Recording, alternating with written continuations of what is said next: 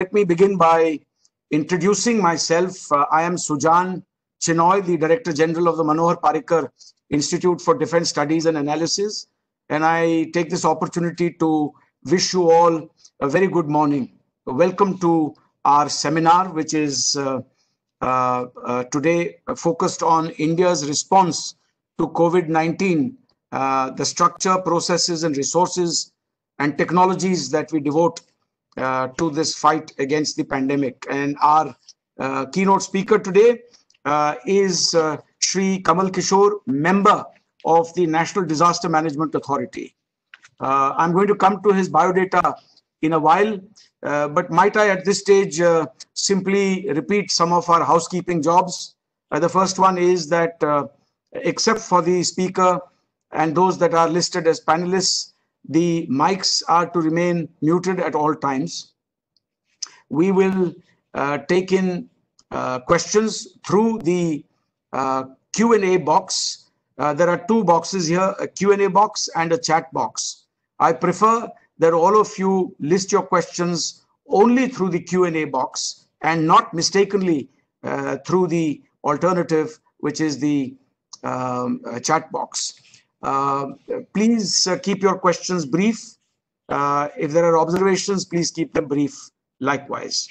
Now, to preface today's event with a few comments, just to set the ball rolling, I would like to say that suggest that India's toll of the coronavirus patients is steadily rising. That's a fact. And today the number stands at something like 200,000 and above.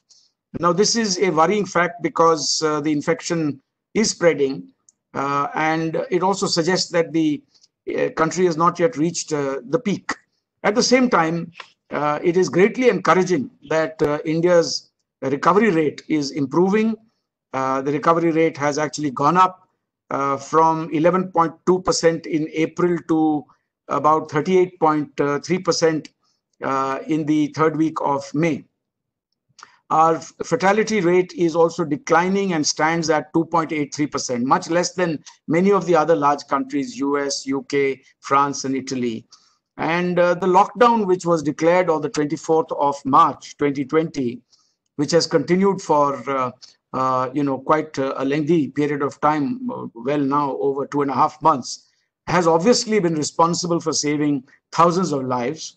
And it shows that this can be achieved through a lockdown, the saving of lives. Now, fighting pandemics at a national scale obviously requires an all-of-government, all-of-people approach. And right there in the forefront, on the front line of institutional structures and efficient processes, stands before us India's National Disaster Management Authority. We are looking at some reflection by Shri Kamal Kishore today on the kind of policy formulation and implementation that has taken place behind doors, as in the government quarters, and also the kind of response and relief requirements, the resources that are required, the smart technologies that are required for dissemination of information. In India, we deal with a dense population, widespread, sort of numbers of the underprivileged, poor, relatively poor health infrastructure. And despite all this, we have handled the pandemic commendably. So the NDMA, right there at the forefront, and which you as a member have been closely associated with for many years, has been laying down policies, plans, guidelines, and many other things. So we look forward to hearing from you. Now, might I also at this stage say a few words about Shri Kamal Kishore's very eminent profile and career. Today, we have actually brought you in as a speaker under our Eminent Persons lecture series. And so we thank you, Mr. Kamal Kishore, for sparing your time to take us through this journey of handling the COVID-19 pandemic. Mr. Kamal Kishore, friends, has worked on disaster risk reduction and recovery issues for over 22 years now. at the local, national, regional, and global levels. And prior to joining the National Disaster Management Authority, Shri Kamal Kishore worked with the UNDP for nearly 13 years. He led global advocacy campaigns to address disaster risk reduction concerns in the UN's Sustainable Development Goals and the post-2015 development agenda.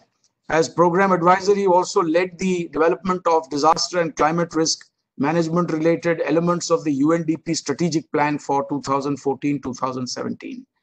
He has authored for NDMA some of the key international initiatives. This is very important, for it's not all about what we do in India, but also how we learn from others in terms of best practices, how we share our best practices with others. And it is in that field that he has also excelled. Under the leadership of the Principal Secretary, Dr. P.K. Mishra, he has worked on things like ranging from National Disaster Management Plan, which was released in 2016 as part of the Sendai Framework for Disaster Risk Reduction, to also assisting in the launch of India's initiative for a coalition for disaster resilient infrastructure.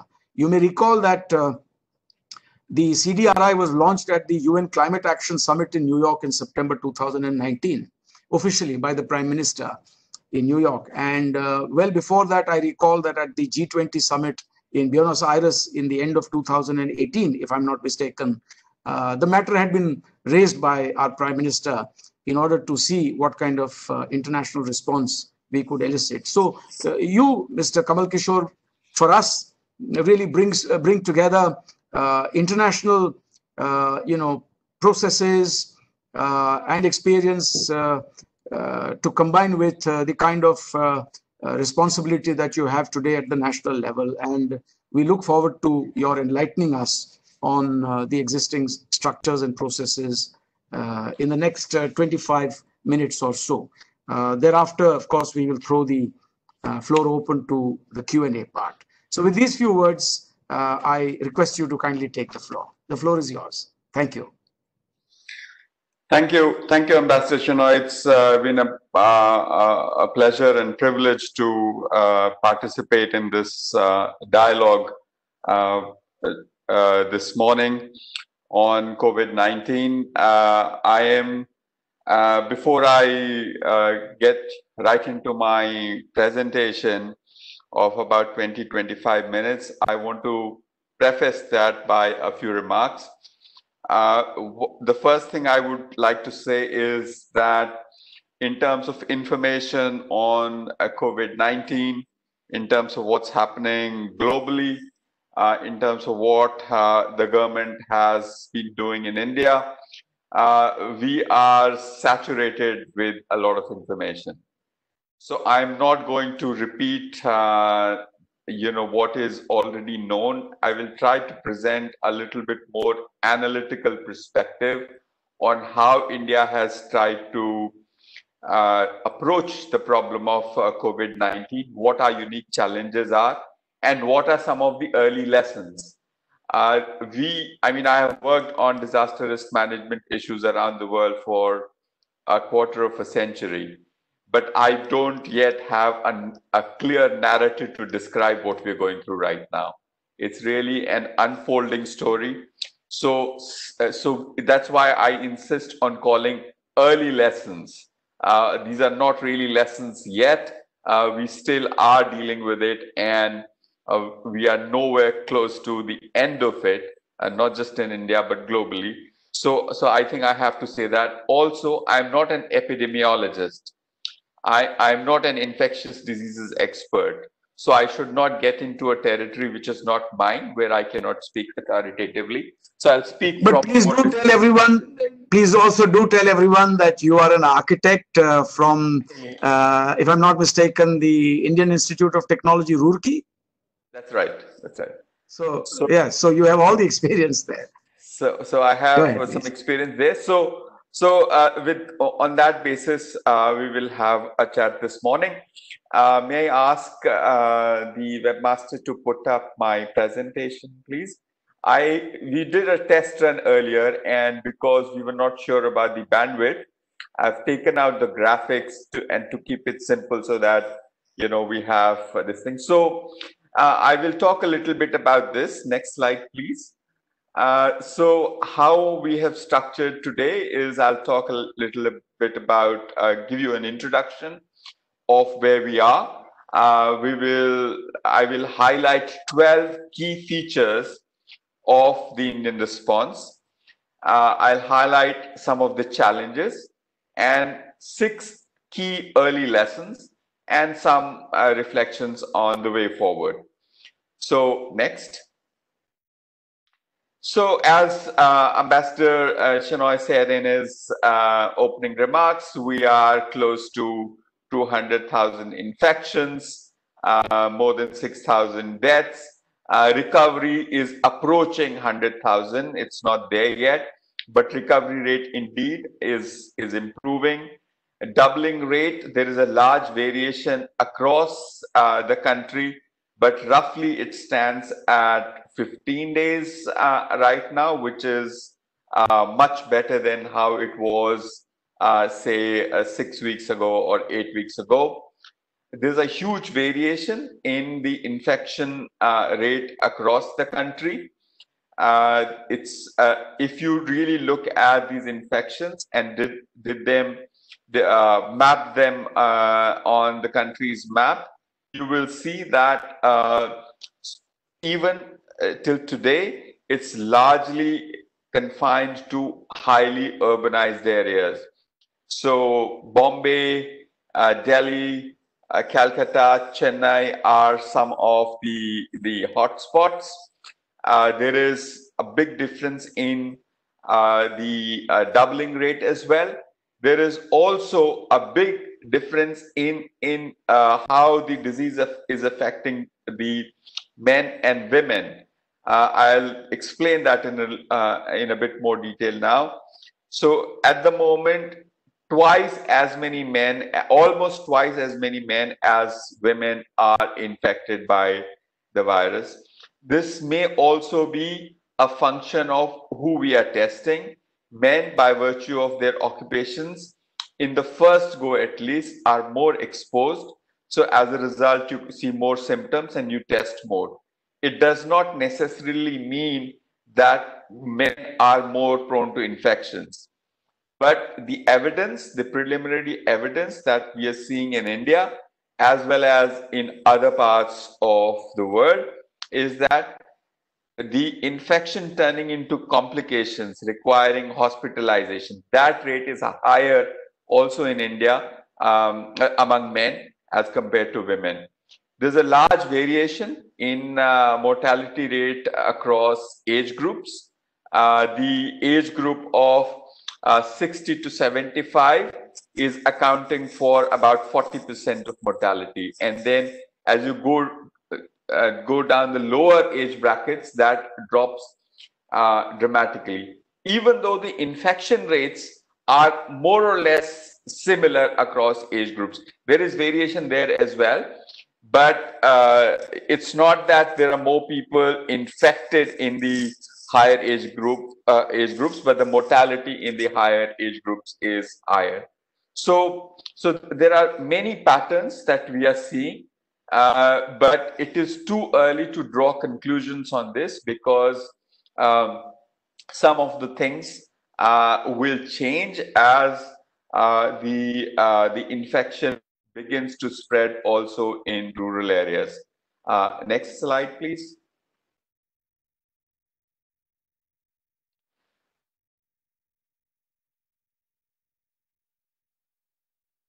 So I just want to say this as before we get into our response, that there is often a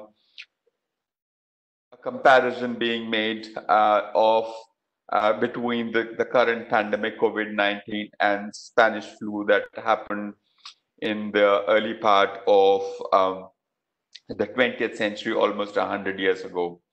But what is really important to say is that the kind of interconnections we have now, the kind of interdependence we have now, we didn't have this 100 years ago. So the rate at which things move, the rate at which people move, the way the global supply chain works is completely different from our interdependency, interconnectedness is completely different from 100 years. So in that respect, there is, it is truly unprecedented, and we can't really compare it with the Spanish flu of 1980 or 1918 or any other pandemic that has happened that humanity has faced in the past. Next slide, please.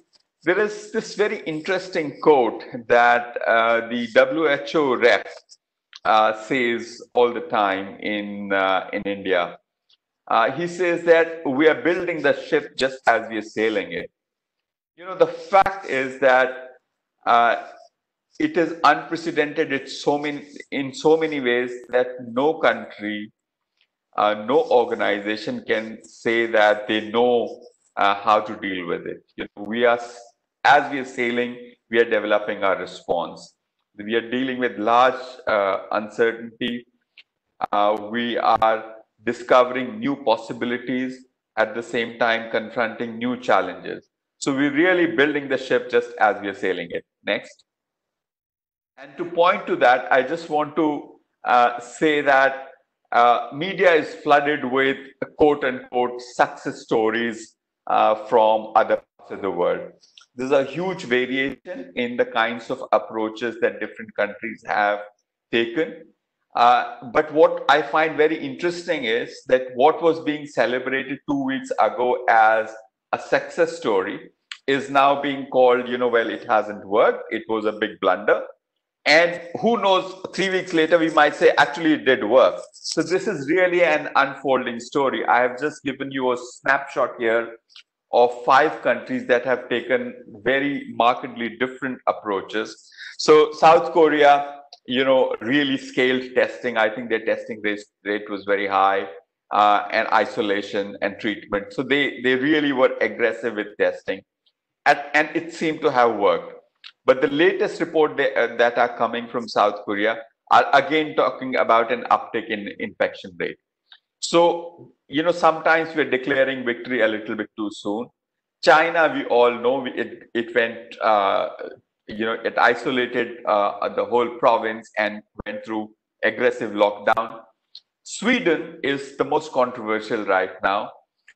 Till 2 weeks ago on the Daily Show, Trevor Noah was interviewing the epidemiologist who was driving the Sweden response as a celebrity.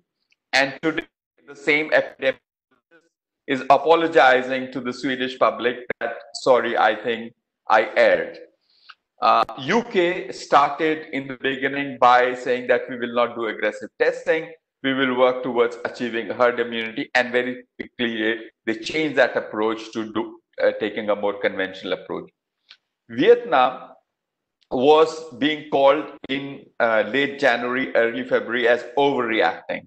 They closed their schools in January, had very strict border controls, and right now everyone is celebrating Vietnam.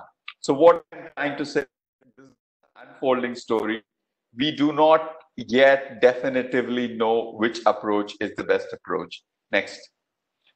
So with that, next slide.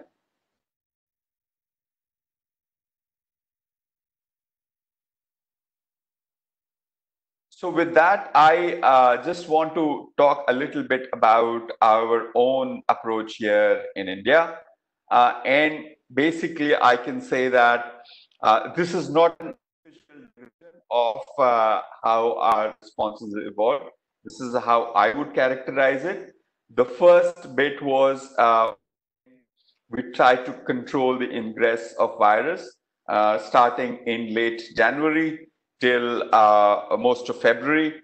And then the second one, I would say the first 3 weeks in the run up to the Janta curfew that the Prime Minister announced, preparation for strong measures, and then the countrywide lockdown.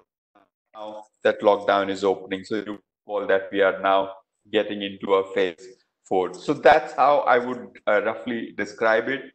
In phase 1, we focused heavily on controlling the ingress of virus through better border controls. In the media, we hear a lot about what we did at the airports, but we also did a lot on our land ports, in our land borders with our neighbors, as well as in our seaports. So there's a whole long story on how we tried to do that. We did not go for very strong, aggressive measures right in the beginning. We tried to phase them in a manner that they sounded sensible. The second was prepare for strong measures. We issued social distancing guidelines around the first week of March and began with Janta curfew, which was basically a preparation for a longer lockdown. And then there was the lockdown. Next. So rather than giving you a detail on each and everything we did, I will highlight 12 key features of the Indian approach to managing COVID-19. Next slide, please.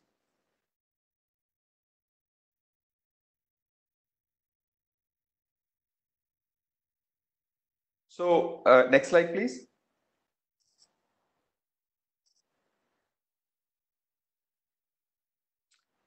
So I think it's already, you've jumped a slide, Piyush. Yes. So the first thing that can be said about the Indian response is that we had a graded response. A lot of the times, some sections of media, for example, said that we are changing things all the time. Of course, we have to change things all the time because our response has to be commensurate with what phase of the pandemic we are. We can't do the same thing in different phases of the pandemic. As the pandemic entered different phases, we graded our response. We changed our response in synchrony with how the pandemic was unfolding in our country.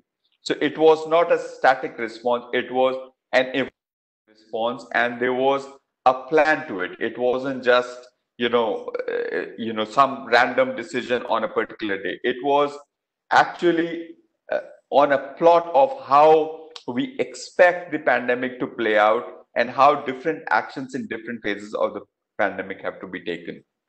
The second thing that has to be said is that the Indian system has shown leadership at all levels in driving this. From in the national level, Prime Minister has been the very visible face of leading this response, leading from the front. The same thing you can say at the state level. The state chief minister have been personally very engaged and have really driven it from the front. You see the same thing at the local level as well. The local governments, the district administration really has shown a lot of leadership in doing this.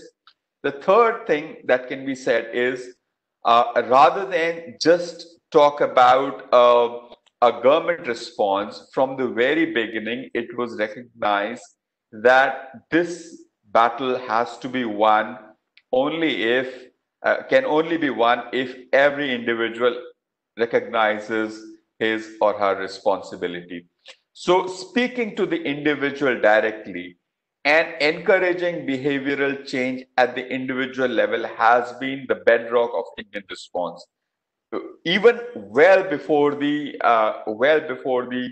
lockdown came into being, the Prime Minister himself, the Health Minister, several chief ministers were actually conveying do's and don'ts. You may have your own views about how we mobilize public to express gratitude to health workers, to etc. But that was a key to actually raising awareness. Now, compared to 2 months ago, 3 months ago, hand washing, using a mask is ubiquitous. Wherever you go in, even in the far reaches of the country, each and every individual is doing that. To make 1.3 billion people aware and take individual responsibility for containing a serious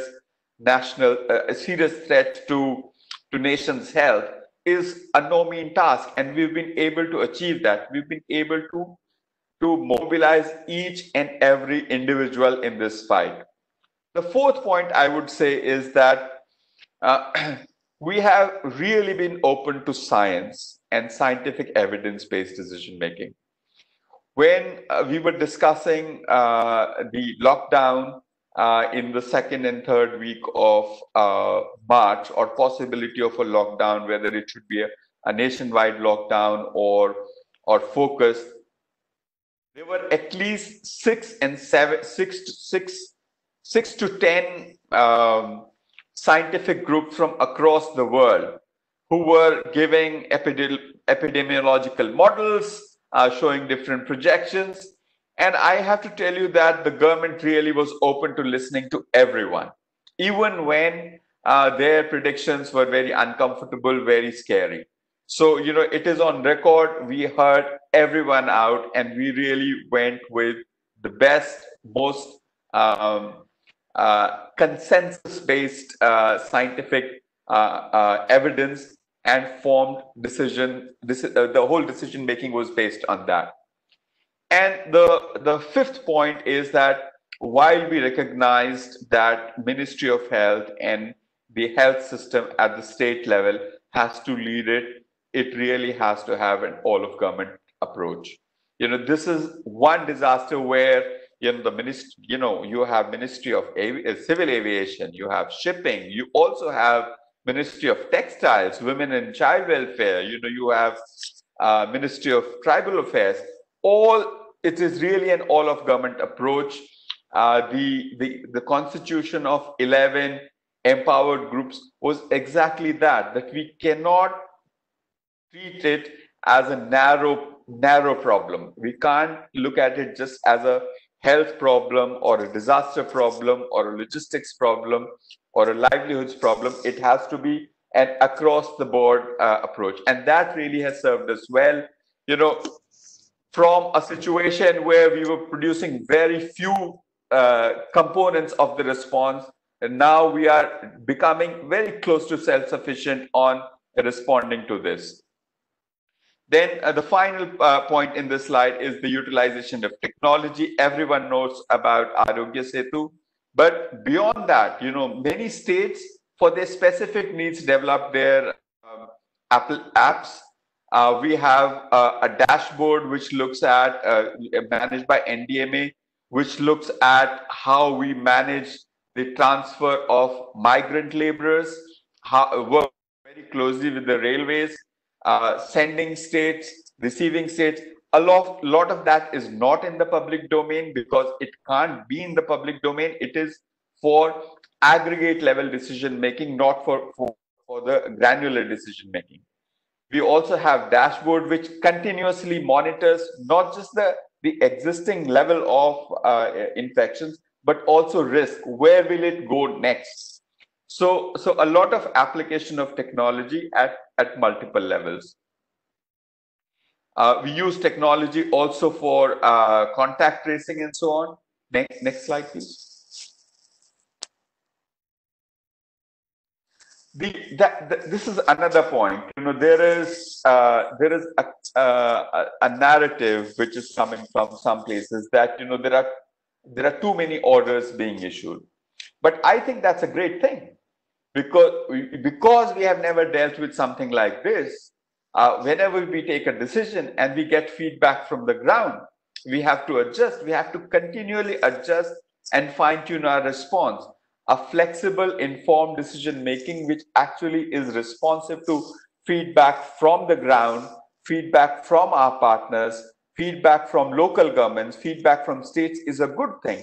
And I think whenever we have come across a situation where we've seen that a particular decision is not actually serving needs in a particular area, we have exercised enough flexibility and adjusted those decisions to actually achieve the outcome we want to achieve. Huge partnership with private sector. I think the protection of personal protective equipment, the production of N95 masks, rehabilitation of existing but not in great condition ventilators, just to name a few of these specific products that could not have been done without partnership with the private sector. The scaling up of our capacity for testing, that also require private sector private sector involvement. So private sector has been very much a part of it, not just from the health side, but from other sectors as well. And then partnership with civil society organizations. I'm talking about the flexible, informed decision making. That happens only when you have a good dialogue. At NDMA, we speak with civil society organizations every 10 days. Every 10 days, we have an interaction with them. That doesn't mean that we can't speak between those 10 days. But here, actually, what is really happening on the ground? How can we be even more responsive to people's needs? Then the next point is that India is one of the few countries that have really emphasized that it really requires a global response. The Prime Minister got on the phone with his SAARC counterparts, established a SAARC response fund early in the game. We have also advocated for a G20 wide response. We've also been asking that, what are the lessons we learned from this, and how do we further strengthen the global response system for such global threats? I don't want to inundate you with numbers, but our approach really has been that we have to protect Indians not just at home, but everywhere in the world. So protecting Indians at home and abroad. So whether it was about sending testing kits to Iran to test people out there before bringing them in, getting people from Italy, so many different parts of the world, to launching the Vande Bharat mission, to getting people in, it has been a tremendous response, and it is something which is ongoing. And regular communication with the public. Prime Minister himself has come on TV 5 times in the context of this pandemic. In addition to that, from the Ministry of Health, we've had daily briefings. So we have tried to keep it very transparent, very open, and talk about what we are trying to do, how we are adjusting, and also sometimes share the challenges that we are facing. Government can't do this alone. We really require everyone's cooperation in this. And that's what Prime Minister's message also has been all through in this pandemic. Next. So now I will turn over to some of the challenges. We have seen the images of migrant workers in distress, some of them walking home, a lot of distress, really heartrending images. This is a huge challenge. We have tried to sort of respond to it promptly in a comprehensive manner. And I can say that a vast number of people have been supported, a vast proportion, I would say 98% of those who wanted to go home through, the numbers, if you look at the numbers that Indian Railways has transported, it runs in lakhs. But still, there are some people who we were not able to attend to. There is distress. There is the issue of livelihoods. Some of those people may not want to come back to urban centers. When they want to come back, how would they want to come back? There are some informal workers who don't want to go back. So I think we really have to look at this, the whole livelihood scene in a comprehensive manner. There is much wider economic distress. Just yesterday, we had conversation with airlines. Although airlines have started their operations, but all this while they've been incurring costs because they have taken planes on lease, they have to pay airport charges no matter what. So and I'm just giving you one example of one sector, but that kind of distress is across the board. So how are we going to deal with it? There is this big package that the government announced a few days ago. Honorable Finance Minister detailed it out as to how that will be done. But this is something which is going to continue to feel the pain for some time, and this is going to be a big challenge for us to deal with. The other thing is concurrent disasters. All of this is happening. And in the last 1 month, we've got two cyclones, one of them a super cyclone, which is the highest possible intensity. The other one just day before yesterday in Maharashtra. We've had two chemical disasters, one contained in Vishakhapatnam, one still ongoing in Assam. We've had a locust attack of intensity that we haven't seen in a long time. And of course, there is heat wave related issues as well. How do you do evacuation in cyclones when you also have to do social distancing? How are you going to use cyclone shelters for evacuation when, effectively in the regime of social distancing or physical distancing, the capacity of the cyclone shelters is half? So we're dealing with it. And I think some of this we are dealing with quite successfully. I think if you use mortality as an indicator, even one life lost is way too many. But I think we were able to contain the loss of lives to 2 digits in the cyclone 10 days ago or 15 days ago, Cyclone Amphan. On the one that hit Maharashtra, we did even better. So I think we are dealing Vishakhapatnam chemical disaster. I think we managed it pretty well. So these are concurrent challenges. We will have the cyclone and flood season continuing up to some time.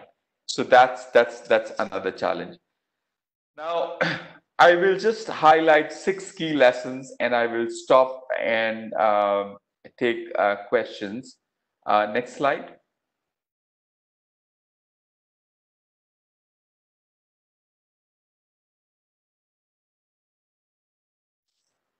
So I just want to highlight 6 key lessons. One is that those of us who work on disaster risk management, we are used to looking at the past as a good guide for the future. So you look at floods that have occurred in the last 150 years, and you prepare your response based on that.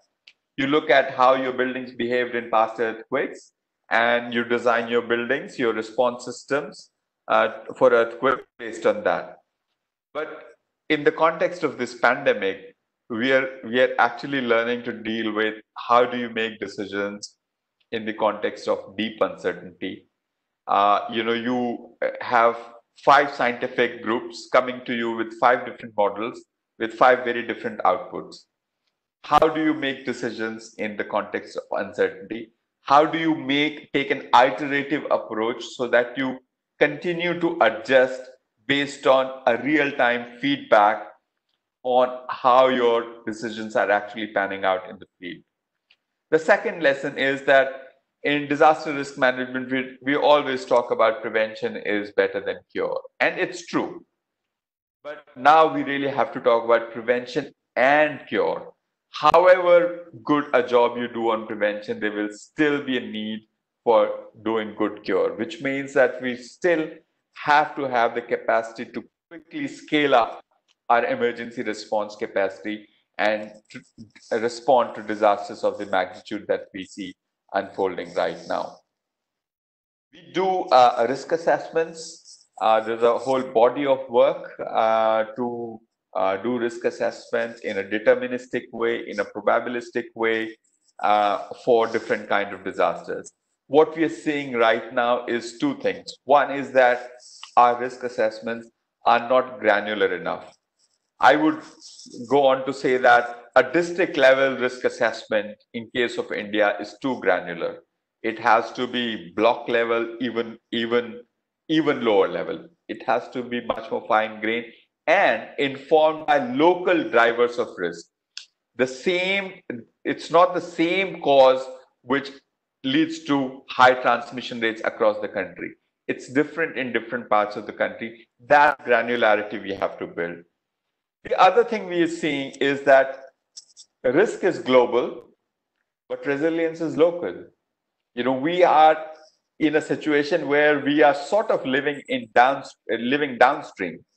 We are being affected by actions taken or not taken elsewhere. Yet, ultimately, our resilience depends on how resilient our local level systems are.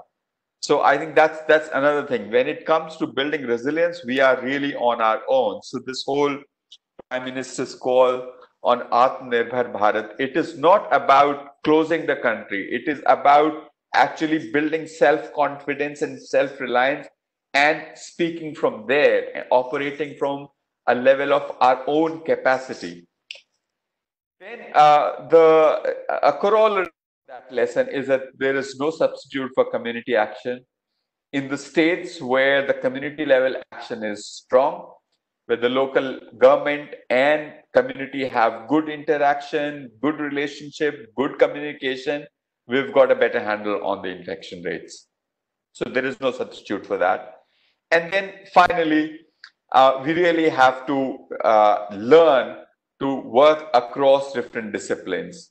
In this pandemic, we have mobilized capacities from people who work on textiles to capacities of DRDO to capacities of people working on microbiology. You know, there is some very interesting work happening on the vaccines in India. If it sort of succeeds with our sort of capacity to produce things on volume in large volumes, you know, it could really be a game changer.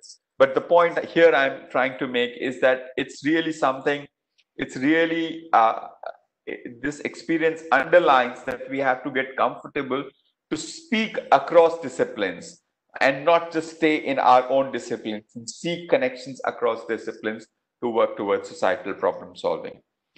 I think with that, I would like to close here and invite a Q&A. I realize that I have taken a little more time than I should have taken. So thank you very much. And I will look forward to having an interaction with you.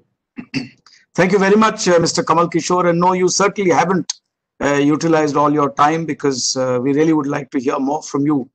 You're in the thick of things right now. But before I read out to you some of the questions that have come, I'm tempted to raise a few points on what you said, and perhaps you can reflect on that too.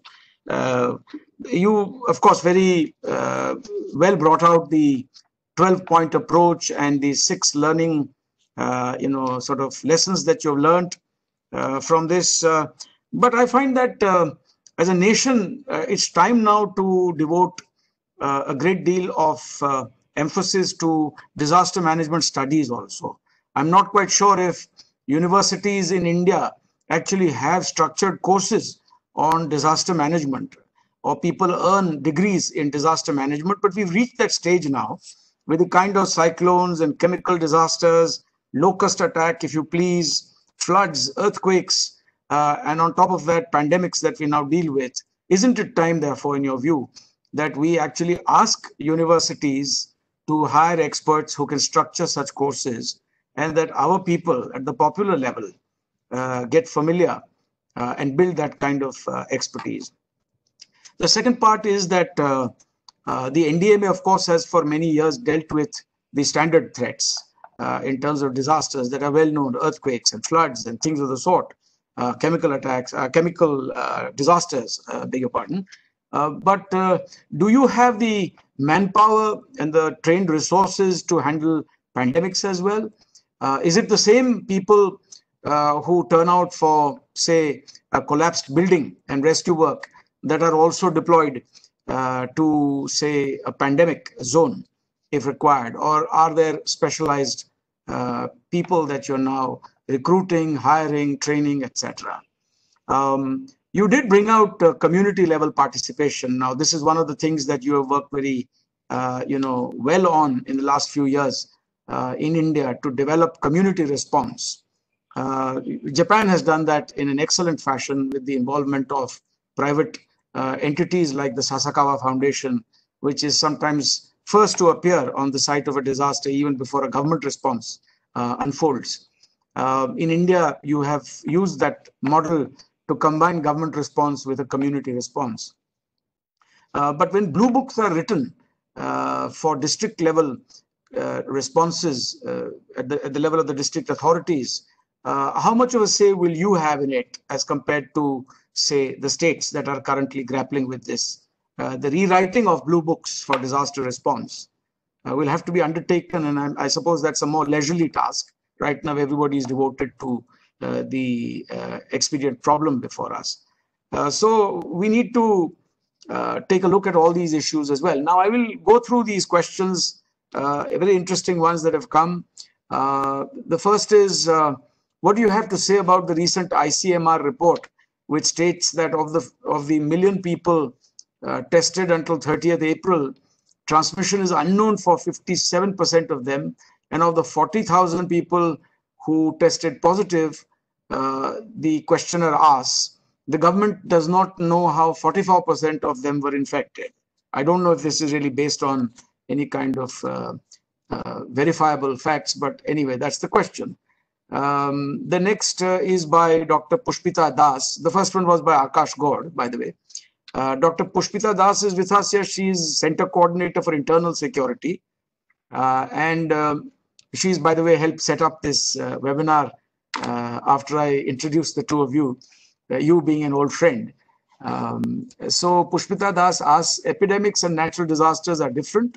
Do we require a different Public Health Act or something like that, like the Public Health Bill of 2009, which defines the rights and obligations of the governments as well as the citizens to deal with pandemics and epidemics? God has yet another question.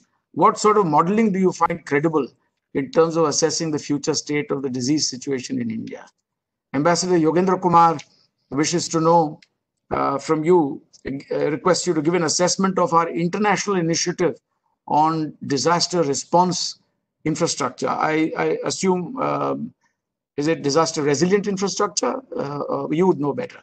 The NDMA website has an excellent SOP on biological disasters, including pandemics, which envisages NDRF personnel playing a lead role on the ground. This is somewhat related to what I said at the beginning.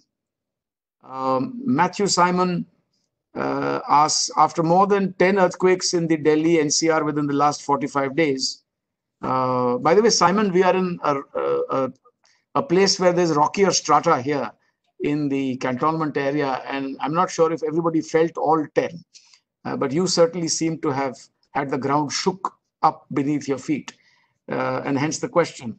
So the question is, the experts fear a major earthquake could jolt Delhi. How well is the NDMA prepared for that? I assume amidst all this that is happening, pandemics and all that. Jai Krishnan Nair asks, when will our active cases start coming down? And then finally, Colonel Vivek Chadda from our institute wants to know something more about the migrant issue. He feels that the migrant issue stands out as one of the bigger challenges of the pandemic. And do you feel that there was some delay in realizing the enormity of the challenge and coordinating the movement from urban centers out to their rural areas? And what are the lessons learned? And I would add a little bit to that. How do you plan to get them all back for the opening up of the economy? How, as we ease down on the lockdown, these people will have to come back happy and healthy to assume their positions again. The floor is yours. Please take as much time as you want, and don't really worry about the timelines, because this is very interesting, informative, educative, instructive for all of us. The floor is yours. Thank you very much, Mr. Chinoy. I will first take the more straightforward and somewhat easy question, which is about the earthquakes. On the issue of earthquakes, first of all, when you say how prepared is NDMA for earthquakes, I would turn that question and say that how prepared are you for earthquakes? It's not just NDMA's responsibility to be prepared for earthquakes. All citizens, all parts of the society have to be prepared for it. Now, just something very specific about the earthquakes that you've been experiencing for the last month and a half or so. I think we've had around 10 events. There are these 10 events basically are emanating from two different regions. One is what is called Delhi Hardwar Ridge, which goes and meets the main fault line in the Himalayas. And the other is in Haryana, in near Rohtak, Sohna. There are some faults there. Now, both these areas do not normally generate large earthquakes. In fact, the largest earthquake that has been recorded from the Haryana faults is about 6 on Richter scale. So the seismic activity here is not a cause of alarm. Nobody can say definitively that this is a precursor to a large earthquake. The bigger worry for Delhi is a Himalayan earthquake on this side of the Himalayas, west central Himalayas, because there hasn't been a large earthquake there for a long time. We had 1905 Kangra earthquake that would affect Delhi very badly. So in summary, in one line, my answer would be that for Delhi, as always, the risk of an earthquake is moderate to high, and we should have our preparedness at a high level all the time. What we're experiencing in terms of shocks around Delhi are not a cause for alarm.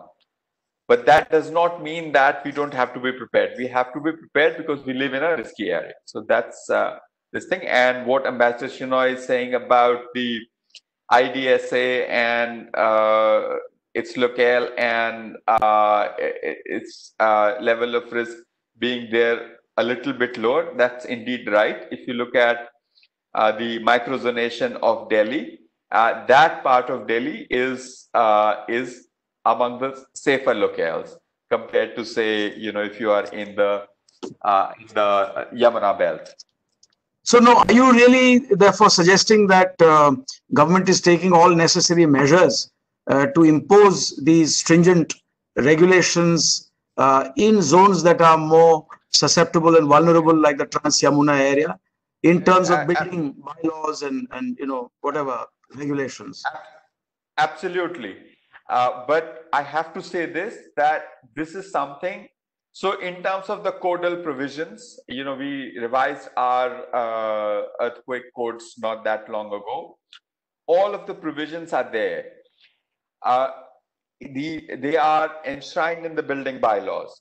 But no retrofitting is possible, right? You cannot do anything retrospectively, and you have millions of people living in homes that are cheek by jowl in sandy areas where a disaster of that magnitude would flatten things.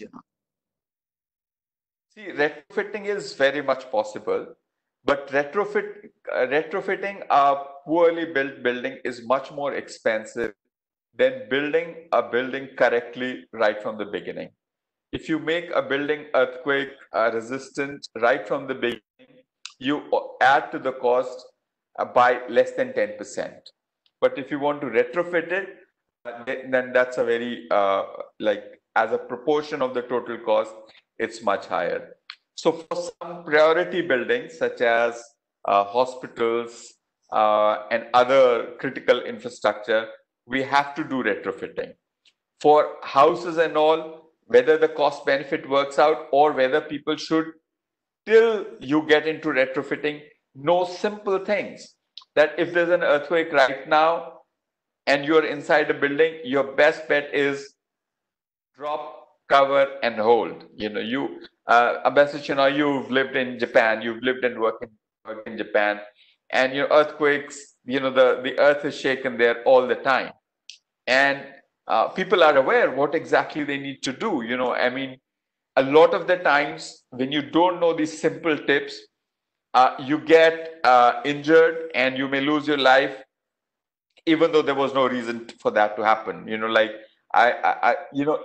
a number of earthquakes, more people have died as a result of falling hazards as opposed to collapsed buildings. People try to rush out of a building, and then a flower pot on the balcony, or a loose parapet, poorly built parapet falls on people and kills. So simple earthquake tips that citizens can do to protect their life, not necessarily their buildings, is a starting point. For that we can start today. We have to make ourselves aware and start today. If you allow me, let's move back Please. to the pandemic. Yes, Ambassador please. Chinoy, a lot of interesting questions, some very challenging questions to which there are no easy answers. I will start with how you started. One is the issue of education on disaster issues. Uh, there are now courses compared to 10 years ago, many more opportunities to do a master degree course in disaster management. But for the kind of needs our country has, I think there are still very few.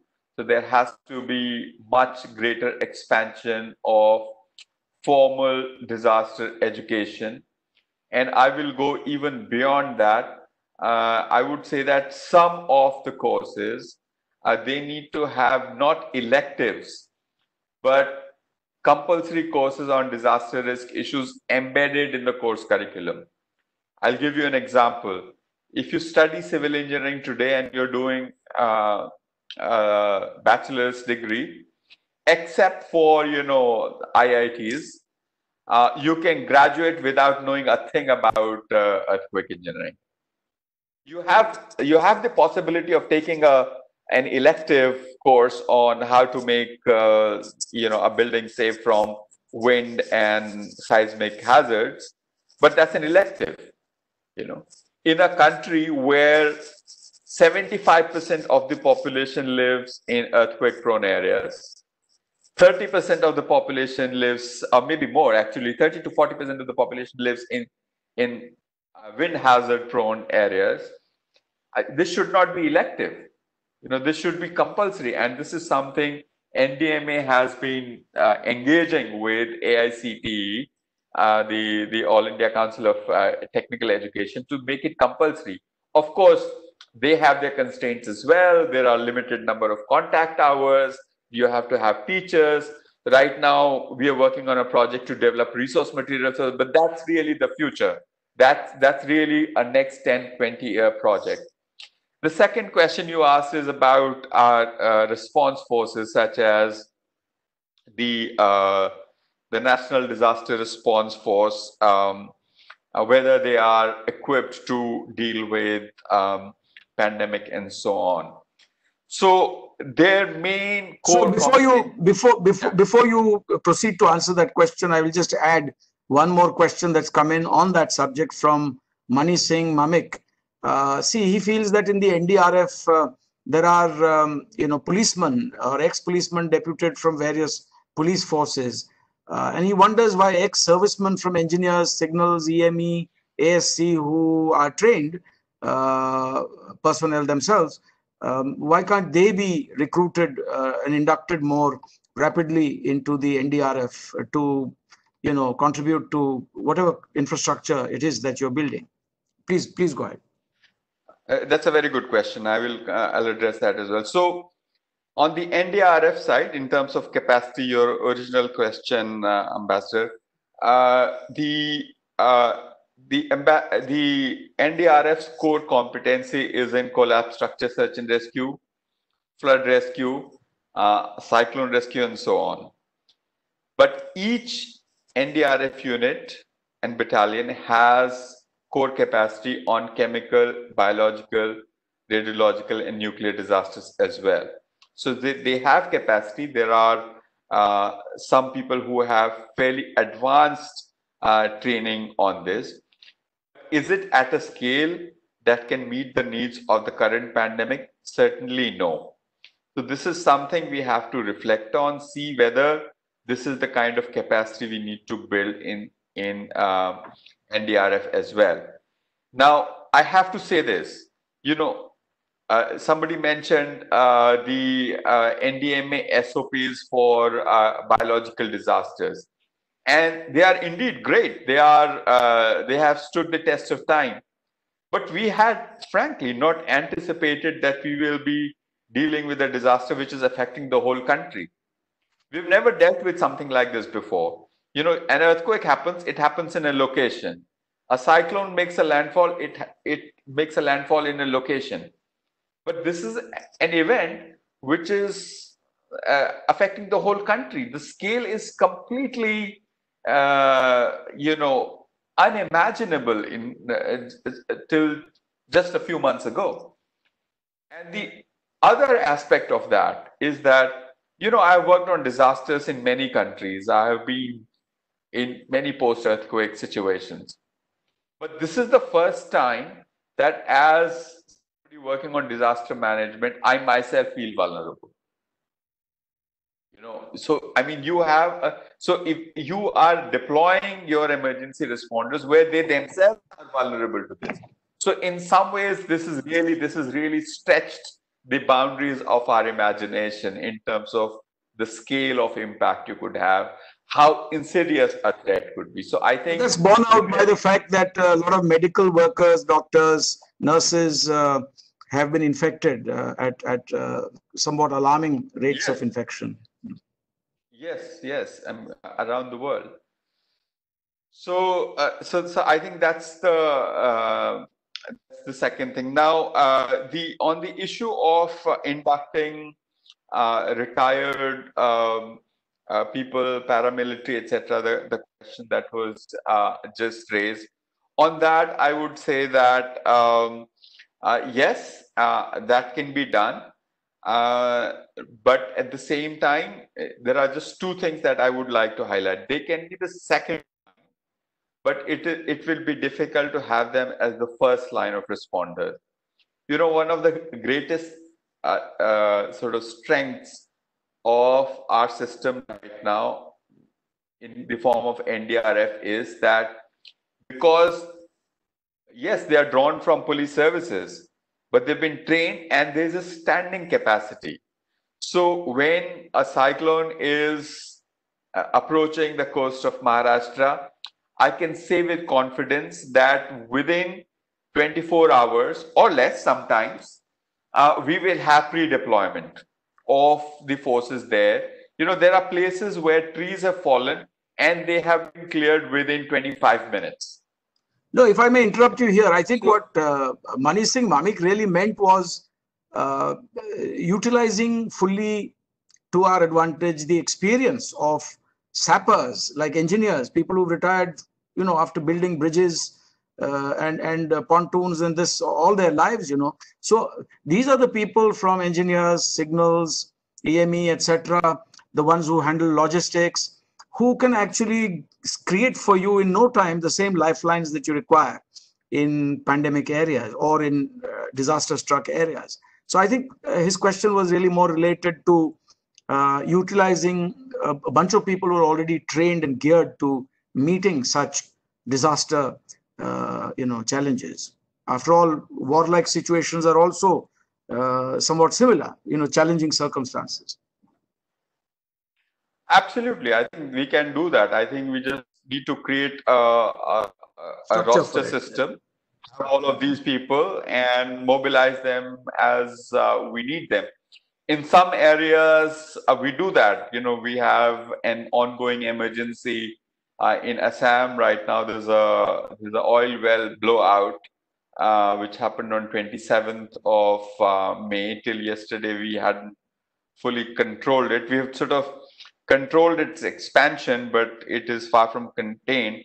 But in managing it, we are relying a lot on advice from people who worked in the sector previously. They may be retired now, but if there is no substitute to experience. Somebody who has dealt with a particular situation in the past can look at it from a distance and give you an expert view. So that's a very good suggestion. We should do that. Now, there was one question on the issue of which models are useful, more reliable, and so on. I think that's That's a very difficult question to answer. See, in the context of pandemic, as I said, we've seen 6 to 10 models. There are still more um, being presented with different approaches.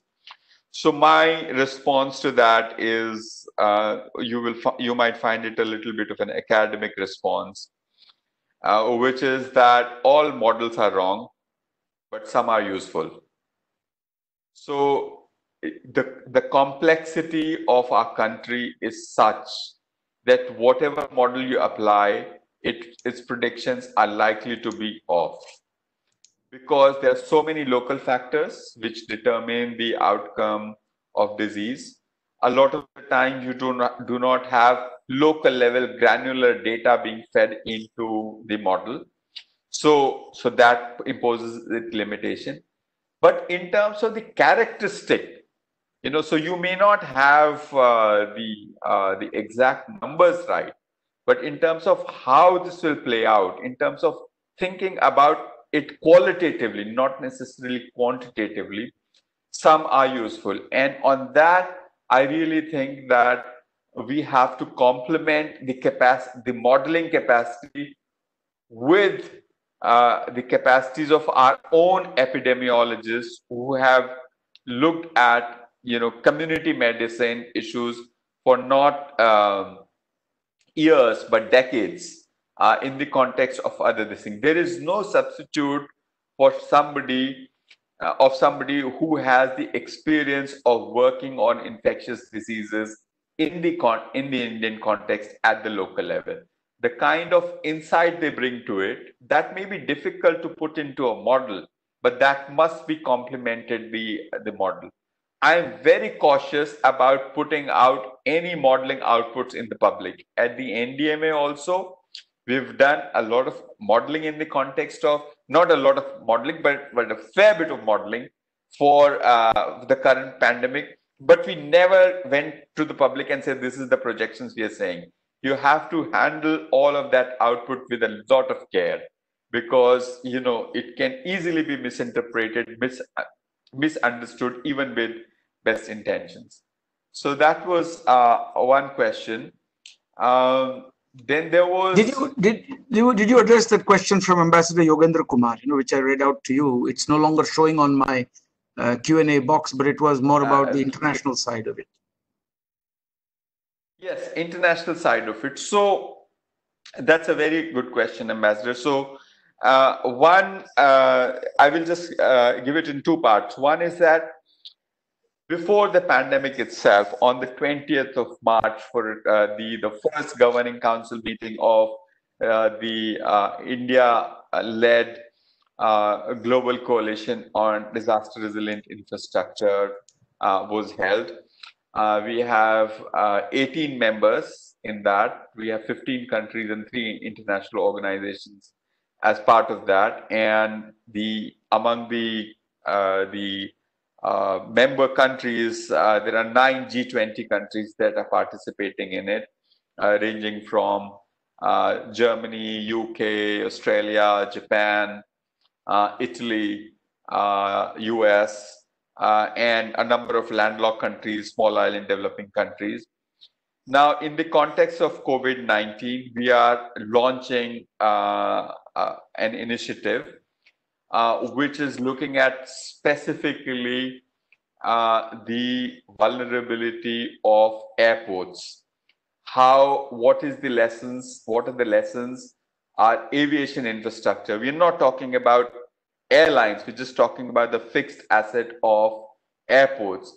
How airports, there are 2 dimensions to it. One is that airports themselves are vulnerable to other threats, such as, you have this major impact on Kolkata Airport, Bhubaneswar Airport, Chennai Airport in 2015, Kochi Airport in Kerala. How airports themselves get affected by disasters. But also, when they do not get themselves affected in terms of there's no loss of capital assets, like COVID-19 is not destroying earthquakes, but the airports really have to reorganize themselves. They have to really respond to COVID-19 to become an active player in slowing or limiting or controlling the transmission of the virus? How do you completely reorganize yourselves, your spaces? How do you sanitize spaces? How do you deal with transient population, which is a typical characteristic of airports? So we just had a consultation meeting last week, last Friday, with IATA, the International Civil Aviation Organization in Montreal, and a number of experts who've been working on these things. So that is a specific initiative we would do. After some time, we would also like to see what are the lessons for health infrastructure. What would the 21st century health, what should the 21st century health infrastructure and the public health system look like? What are the lessons from COVID-19? How do we build back better from But here you'll have on? to compare apples with apples and not apples with oranges there, because developing countries will not have the same level of, sort of infrastructure. So lessons Absolutely. that Sweden draws or a Germany draws or a Japan draws will be a far cry from the lessons that India will have to draw. Isn't that right? Absolutely. Absolutely. They can't be, one size fits all. How does the hierarchy of facilities work in different contexts? Where you have limited capacity, how do you innovate, for example, in Indian case, we have in the current pandemic, we've made a big use of Anganwadi workers and ASHA workers, community health volunteers in places where the local level health units, the primary health centers may have very limited capacity. But with little training, and you may not be able to achieve perfection, but with little training, these sort of semi-trained public health people can make a huge difference at the community level. So you're exactly right. It has to be context specific. You can't transplant a lot model from Canada to India or from Canada to Bangladesh or whatever. So it really has to be context specific. But there are some things which can be interchanged. So while speaking about the Indian context, obviously that's vastly removed from, say, a European context or even the Chinese context. Do you really think, as someone has asked, that the NDMA Act should also be amended to bring healthcare, interstate movement, and migrant issues? These are all, very, very sui generis kind of factors that we have seen in the course of our fight against the pandemic. Should they also be brought under the central list from the concurrent list in a situation of pandemics or any other natural or man-made disasters? Do you think there's a case for that? So that's a very topical question. So, in the context of the current pandemic, for most of government action, there are two laws which have been used. One is the Disaster Management Act of 2005, and then the Epidemic Diseases Prevention Act of 1896 or 97. It was And more recent in any case. Yeah. yeah, and that there are many lessons learned in it. There are issues with regards to what is the kind of provision the law provides in terms of, for example, punitive actions when things are being done with bad intent. For example, when medical workers in some instances were being attacked by people, that was not considered as a cognizable offense, and there wasn't legal backing for doing that. So there is that, and then how do you harmonize the Pandemic Act and the Disaster Management Act? So I think some sort of lesson learning from this experience and feeding that into legislative reform, I think that is something that is definitely something that would be required, and we will work on. And what about the So question that Colonel Chadda had looks asked about like the Dr. migrants? Chinoy has dropped off. I have He's dropped back. off. I'm right here. Hello, Piyush? Yes, sir, some bandwidth Hello? issue with site. I think he will be live. Yeah. No, I'm perfectly there before you right now, right? Yeah, yes. I'm not off the He's screen. back. Yes, He's yes, back. yes. I got a little alarmed by that. No, Mr. Kamal Kishore, Mr. Piyush Singh says that there could be a small bandwidth problem at your end, but I'm very much available here. And can you hear me and can you see me? Seeing me is not important. Can you hear me? Yeah, yes, sir. I We can hear you, sir. No, I'm asking Mr. Kamal Kishore. We can hear you.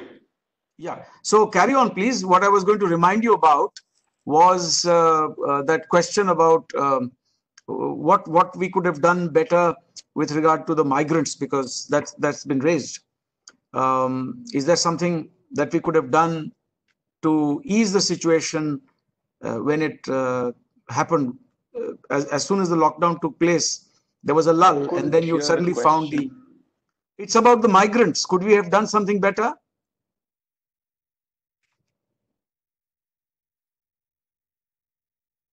Hello, Mr. Kamal Kishore, can you hear me? I can't hear you, Ambassador. You cannot You're hear me. breaking up a lot. Sir, we can I request to cannot switch off his video camera, sir, see in you case of now. Yeah. bandwidth issue. Yeah, you can switch off your own video camera. You can mute your video part and just the audio will be on. Can we try that? Okay. My question was about the migrants part. Could we have done something better? Is there a lesson there? I think there is definitely a lesson there. One, of course, is that perhaps we could have had a better um, estimate of how many people will want to go back. I think we definitely underestimated the number of people who would want to go back, despite government assurances that they will be taken care of, and despite the fact that not just the government but other civil society organizations did many things to provide for migrant workers who had challenges with regards to their day-to-day needs, provision of food, water, etc. We So definitely when could you, have sorry to done. interrupt you here, when you say that you had made an estimate or that there is an estimate, but it was underestimated, was the estimate based on simply, lockdown stage one, or was it in anticipation of several iterations of the lockdown that you could have 4, 5, 7 lockdowns? Because the length of time in which you would be judging their behavior would change. If it was merely a 15-day lockdown, you don't expect everybody to leave. But if it's a 3-month lockdown, I suppose most people would leave.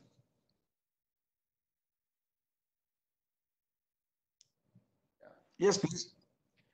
Yes, Ambassador, didn't hear the full question properly, but you were talking about estimate. So let me say something, Go ahead. and if it doesn't answer the question, we can go back to it.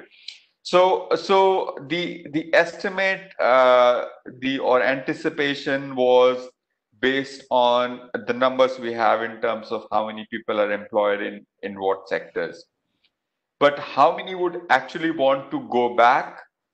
That really requires some sort of survey, some sort of talking to the people, some sample survey. I think we could have done that, and that would have given us a better sense of what to expect.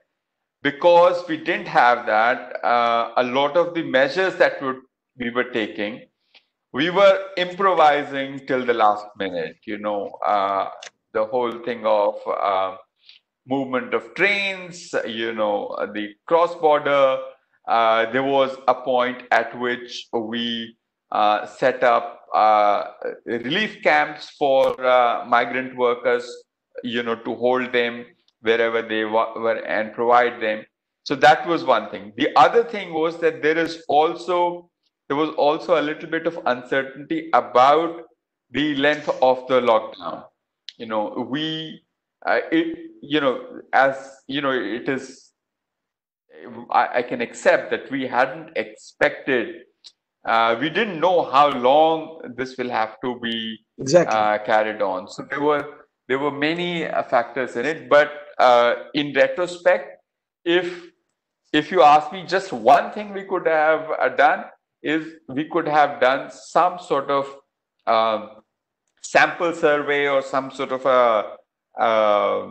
reaching out, on an individual basis, not as a large group, to people to get a better sort of feel of what the migrant laborers, people working in unorganized sector, are feeling. I think if we had done that, we would have been able to handle this better. Yeah, there are some more questions, and you can kind of briefly take them as you like. One is, when will the active cases peak in India? I mean, your guess, your studied estimate. The second one is, why are some states reporting much higher or relatively higher numbers, like Delhi or Maharashtra? And on the other hand, you have Karnataka, notably Bangalore, which has a very large population and very few cases. I mean, when we say lessons learned, can we learn from each other within the country? Is there a case there for learning from one another? And then how do you see the possibility of a software? Do you have any software to deal with disaster management for the present crisis, or is it all manual and process driven?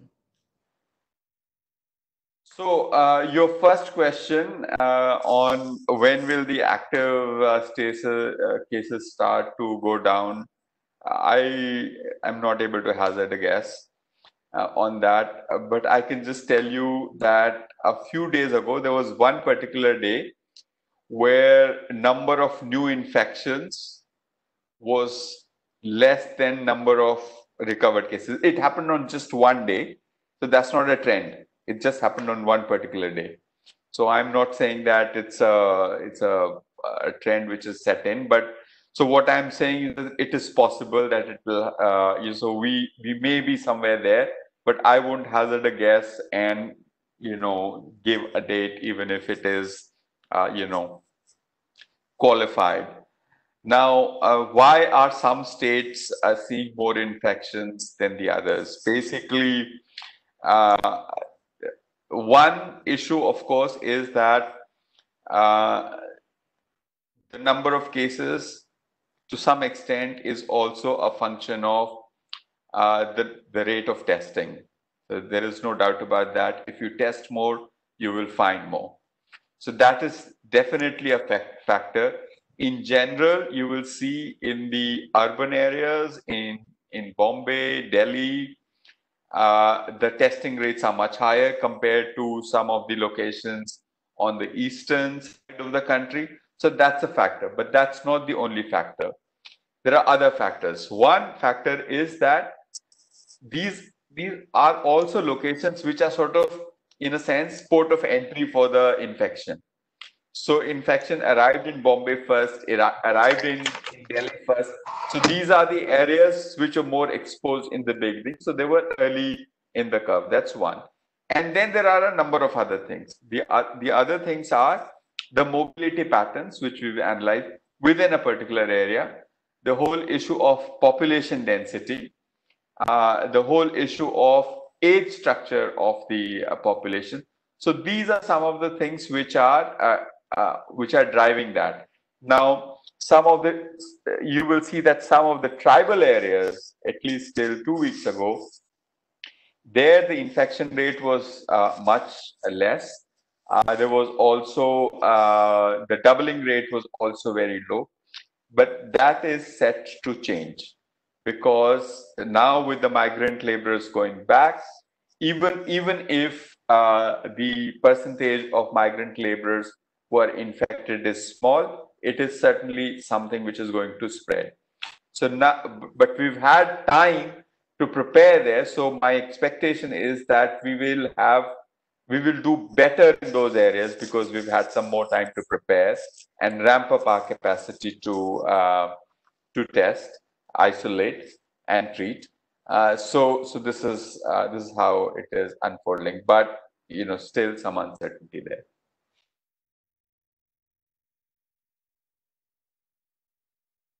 So that was one question. What was the other? That was on. So why are some states reporting high numbers? And I added to that by saying, can we learn from each other? I mean, can you dissect this a little more? Why Maharashtra on the high side?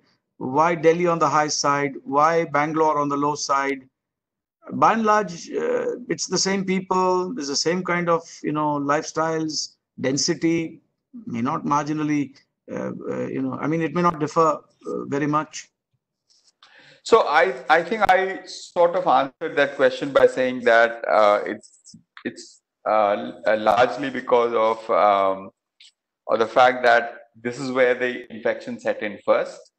These are the areas where the ingress of virus from other countries happened first. So these are sort of ports of entry, and higher population density, internal mobility patterns, and to some extent, the higher testing rate is giving more numbers. In terms of what we can learn from it. Go ahead. In terms of what we can learn from each other, I think there are certainly some very good practices. What we've been able to see in some states, in some locations, I would sort of state level, I would say Kerala, the work they've been able to do with the local administration. When they quarantine somebody in a village or a town, there's a 3-member team of an Anganwadi worker, an ASHA worker, a local government official, which goes and does a house-by-house survey to make sure that the compliance is really happening. It's really community-based. It's panchayat, which is actually, the Gram Sabha is actually taking ownership of this. This is not something which is left to the district administration to sort of administer. So rather than enforcement, it's more like voluntary compliance. So this kind of community action, I think that is the way. So it's not like the Kerala graph has been, a uniform. They have been ups and downs there as well. But whenever there's a surge there, they are able to control it very quickly. So I think there is something to be learned from there. Similar pockets of successes we've seen in Bhilwara, Rajasthan. In the early days, we saw something like that in Agra. We had some excellent work done in Ladakh earlier, again community-based. So as I was saying during my presentation, I think the next phase, it really has to be a community-driven, a bottom-up approach to it. So far, a sort of more sort of directive approach from the top was necessary to actually raise awareness, to set some sort of standards of response. But going forward in what comes before us in the coming weeks and months, it really will have to be a bottom-up approach where communities are actually drivers of infection control. If I can just add one more question, throw one last question at you, that should the Prime Minister's, the PM Cares Fund, should it be used to bring the bed strength of the lowest, as in the poorest 100 districts, to the median level in India of bed strength? Is that possible? I mean, what exactly are we doing to build up the number of beds that are available in hospitals? In the newspapers, we sometimes read about X having been infected and going to the hospital, but being turned away by one hospital, being sent to another one, being turned away again, and then finding a bed finally in a third hospital.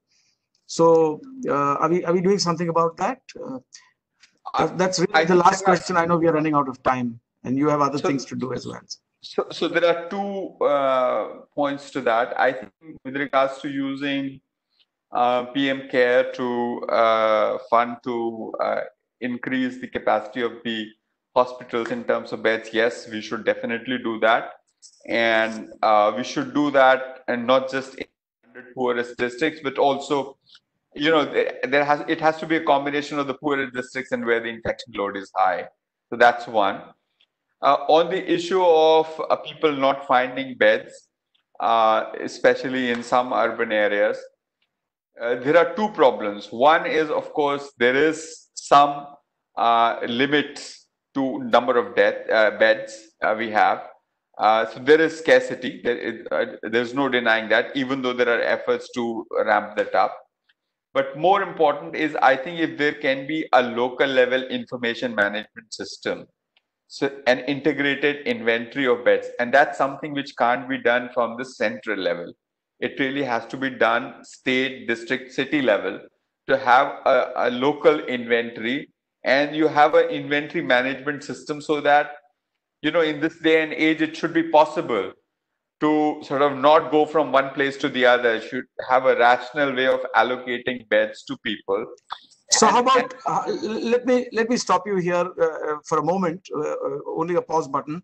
How about creating an app whereby every citizen of India has access to that information in real time as to where beds might be available nearest? So on that, my submission would be that it would be more useful to have. You can have a national app, but it really has to be managed at the real time or state level in real time. A national inventory of beds is not what is really required, because one is to keep it updated, to keep it a uniform will be a huge challenge. But if we did it at the state level or district level, we will be more likely to succeed. Well, this actually brings us to the end of what has been a fascinating webinar, and might I just take this opportunity to congratulate you for the remarkable clarity with which you have addressed all these issues, vast array of challenges, and also very graciously taken these questions. But formally, I would like to request Dr. Pushpita Das to deliver a brief vote of thanks before we let go of you. Thank you. And also thanks to Dr. Pushpita Das for doing the needful to set up the webinar. Yes, go ahead, please. The vote of thanks. Thank you, sir. I would like to thank Shri Kamal Kishore for agreeing to talk to us on this subject of COVID-19 pandemic and India's response to it. I'm really thankful that he told us and enlightened us in details about the challenges and the lessons learned. And I'm particularly thankful to him for taking all the questions and answering in great detail. I would also like to thank all the persons who participated and attended this webinar.